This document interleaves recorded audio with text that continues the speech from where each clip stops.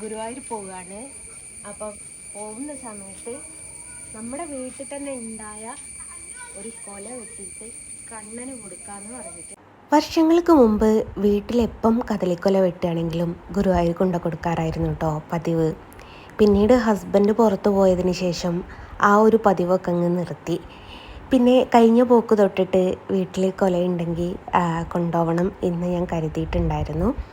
അങ്ങനെ ശ്രീകൃഷ്ണ ജയന്തിക്ക് ഗുരുവായൂർ പോകാൻ വേണ്ടിയിട്ട് ഒക്കെ റെഡിയായ സമയത്ത് വീടിൻ്റെ മുമ്പ് തന്നെ ഉണ്ട് കേട്ടോ കദളിക്കൊല.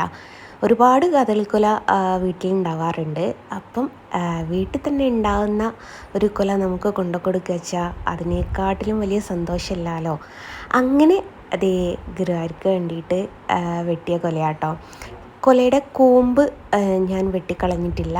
അതെന്തുകൊണ്ടാണെന്ന് വെച്ചാൽ ഇവിടെ അമ്പലത്തിൽ, വീടിൻ്റെ അടുത്തൊരു അമ്പലമുണ്ട്. അമ്പലത്തിൽ എന്തെങ്കിലും പരിപാടി ഉള്ള സമയത്ത് അവർ വാഴയുടെ കൂമ്പ് ഉണ്ടെങ്കിൽ അവർ വാഴയോടൊക്കെ പൊരിച്ച് കൊണ്ടുപോകാറുണ്ട്.